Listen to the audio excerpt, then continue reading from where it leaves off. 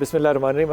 علامہ صاحب آپ نے وہ بتایا تھی جو وظیفہ بتایا تھا، اس کا وہ پوچھ رہی تھی کہ کہاں پہ ہے قرآن حکیم میں، تو وہ سورہ کہف ہے اور اس کی 24 نمبر سورہ کہف 15 سپارے میں ہے اور 24 نمبر آیت ہے، وَاذْكُرْ رَبَّكَ اِذَا نَسِيتَ، کہ جس کے بھی بچے کا یہ مسئلہ ہو کہ چڑچڑاپن ہے، بچہ پڑھتا نہیں ہے، پڑھائی پہ توجہ نہیں دیتا، تو اس کو 101 بار پڑھے اور اول آخر میں درود شریف، درود ابراہیمی، اور 101 بار پڑھ کے کشمش کے اوپر یا باداموں کے اوپر دم کر کے بچے کو کھلایا جائے، انشاءاللہ اس کا قوت حافظہ بھی ٹھیک ہوگا اور انشاءاللہ پڑھائی میں دل بھی لگے گا۔ بادام کھانے سے ویسے بھی حافظہ ٹھیک ہوگا، جی، اور جب اللہ کا کلام پڑھا جائے گا مزید اس میں برکتیں آئیں گی۔ اور اگر بچوں میں چڑچڑاپن ہے تو اس کے لیے سورہ قلم کی جو آخری 2 آیتیں ہیں، وَإِن يَكَادُ الَّذِينَ كَفَرُوا لَيُزْلِقُونَكَ بِأَبْصَارِهِمْ لَمَّا سَمِعُوا الذِّكْرَ سے لے کر آخر تک جو ہے یہ 2 آیتیں 7 بار اسے پڑھیں، صبح و شام، بچہ سو رہا ہو یا جاگ رہا ہو اس پہ دم کریں، چڑچڑاپن بچے کا ختم ہو جائے گا۔ اور ماں باپ خود بھی کم چڑچڑے ہوں، جو اگر ماں باپ ہیں تو وہ خود بھی پڑھے، وہ خود بھی پڑھے اور پڑھ کے وہی پڑھ لیں، وہ پڑھا تو ہے وہ 7 بار، پہلے اپنے اوپر دم کر لیں پھر بچوں پہ دم کر لیں۔ بہت بڑا جو پرابلم آتا ہے نا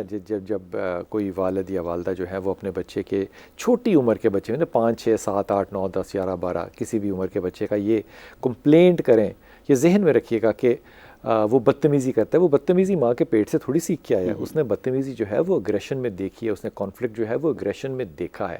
اب وہ اس کا رد عمل جب دے رہا ہے تو وہ آپ کو قابل قبول نہیں ہوتا، لیکن جب وہ ان دا میکنگ ہوتا ہے، جب آپ یہ سب کر رہے ہوتے ہیں تو تب بھی آپ کو سوچنا چاہیے کہ وہ رد عمل جو ہے وہ اس کا ضرور آئے گا۔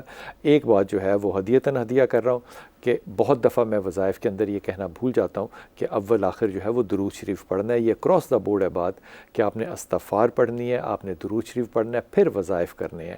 وظیفے کا میرا مطلب دھیان یہ ہوتا ہے کہ آپ ذکر کے اندر اپنے آپ کو ہمیشہ شامل کریں، اللہ کو آپ اپنی ترجیح بنائیں گے، اللہ آپ کو ترجیح بنائے گا۔ تو مجھے یاد کرو، میں تمہیں یاد کروں گا۔ تو جب آپ اللہ کو یاد کرتے ہیں تو آپ کے ہاتھ میں تسبیح ہونی چاہیے۔ یہ میں مثال دے رہا ہوں، تسبیح کا اس سے کوئی تعلق نہیں ہے، ویسے وہ صرف ایک کاؤنٹر ہے تاکہ آپ کو یاد رہے۔ لیکن اس لمحے کو حافظ صاحب دیکھیں جب اللہ آپ کو یاد کر رہا ہو۔ دیکھیں بلال بھائی، اس میں 2 باتیں ہیں بڑی پیاری۔ ایک تو ہے نا فَاذْكُرُونِی أَذْكُرْكُمْ وَاشْكُرُوا لِی وَلَا تَکْفُرُونَ، کہا مجھے یاد کرو میں تمہیں یاد کروں گا۔ اور حدیث مبارکہ ہے، حدیث قدسی ہے کہ جب مجھے میرا بندہ یاد کرتا ہے اپنی مجلس میں تو میں اس سے بہتر مجلس میں، نورانی ماحول کی جو مجلس ہوتی ہے، میں اس میں یعنی اسے یاد کرتا ہوں۔ یعنی اللہ کے یاد کرنے سے، بندے کے یاد کرنے سے مراد تو یہ ہے کہ وہ اپنا تعلق جوڑتا ہے، ذکر اذکار تسبیحات کرتا ہے، اور اللہ کے ذکر سے مراد ہے اللہ توفیق دیتے ہیں، اللہ اس پہ رحمت برساتے ہیں، اللہ برکات سے اسے مستفید فرماتے ہیں۔ اور دوسری بات ساتھ کہہ دی کہ فَاذْكُرُونِی أَذْكُرْكُمْ وَاشْكُرُوا لِی وَلَا تَکْفُرُونَ، کہ میرا شکر بھی ادا کرو۔ اور کہیں ایسا نہ ہونا کہ کہیں انکار کی طرف نہ چلے جانا۔ کیوں فرمایا لَإِن شَكَرْتُمْ لَأَزِيدَنَّكُمْ، اگر شکر کرو گے تو میں نعمتیں بڑھا دوں گا۔ تو اگر ہم اللہ کا شکر ادا کریں تو نعمتیں اور بڑھ جاتی ہیں۔ قدیر حسین جی، قدیر جی بلال بھائی کیا حال ہے؟ اللہ کا شکر ہے قدیر، آپ سنائیے۔ سر میں قدیر حسین اکاڑا سے بات کر رہا ہوں، آپ سے بات کرنے کی۔ جی بیٹا، پہلے بھی کافی دفعہ ٹرائی کیا سر جی، میں نا کافی عرصے سے بیمار رہتا ہوں۔ کیا بیماری ہے قدیر؟ سر جی ہارٹ کا معاملہ تھا پہلے، وہ ہارٹ پہلے گردوں کا معاملہ کا، پتھریاں سے چلا، پھر ہارٹ کا معاملہ ہو گیا، 2 دفعہ اٹیک ہوا، اٹیک کے بعد پھر مجھے یہ اب پھیپھڑوں کا مسئلہ بن گیا۔ تمہیں ڈائبٹیز تو نہیں ہے؟ نہیں سر جی، پھیپھڑوں کا مسئلہ بن گیا، پھیپھڑوں کے مسئلے بعد سر جی جگر کا مسئلہ بھی بن گیا، چربی آئے، گردوں میں پیپ ہے، بخار عموماً رہتا ہے 3-4 ماہ سے متواتر، پھر ریڑھ کی ہڈی کا بھی مسئلہ ہے۔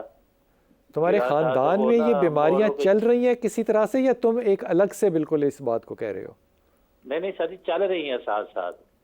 تمہارے خاندان میں اور بھی ہے اس طرح کے مریض؟ نہیں اور کسی کو نہیں سر جی۔ سر مجھے تقریباً 8-10 سال سے میں ایسے بیمار ہوں، لگاتار ہی نا زیادہ سے زیادہ ہی ہوتا جاتا ہوں۔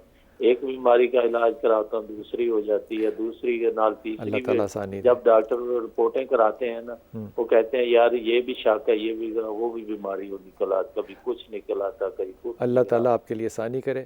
ایک تو اپنے ہاتھ کو سیدھے ہاتھ کی انگلیوں کو بند کر کے نا، سیدھے ہاتھ کی انگلیوں کو بند کر کے اپنے دل کے اوپر سے نیچے کی طرف اس کو پھیرتے چلے جاؤ اور لفظ پڑھو یا وہاب، یا وہاب، ہاں یا وہاب، جتنا چاہو پڑھو، اور اپنی جنرل کنڈیشن کے لیے، ہیلتھ کے لیے آیت کریمہ لا الہ الا انت سبحانک انی کنت من الظالمین، آیت کریمہ۔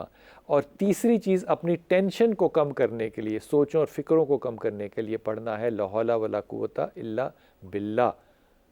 یہ 3 چیزیں پڑھ لو گے، ٹینشن تو بہت نہ ہوتی ہے، پھر وہ ڈاکٹر کے پاس بھی وہ بھی دوائی کا وہ کہتا ہے یار، سمجھاتا ہے بیچارہ بہت اچھا ہے ڈی ایچ کیو کاڑا میں، کہتا ہے یار اللہ کے کی ہوئی ہے تو ٹینشن کم کر۔ جی 3-4 بچے ہیں، ہمارا کام کو نہیں، ادھر میں لگا تھا گارڈ کی نوکری، اچھا ادھر لیتا تھا 5-15 ہزار روپیہ، اچھا موٹر سائیکل پہ ادھر بھی وہ کام نہیں ہوتا، چل پھر نہیں سکتا، پھر انہوں نے بھی ہٹا دیا۔ تو ٹینشن تو سر جی پھر ہوتی ہے نا۔ یہ تینوں چیزیں تسبیحات جو ہے نا، ان کو بس اس طرح پڑھو کہ اگر سو نہیں رہے تو پڑھ رہے ہو۔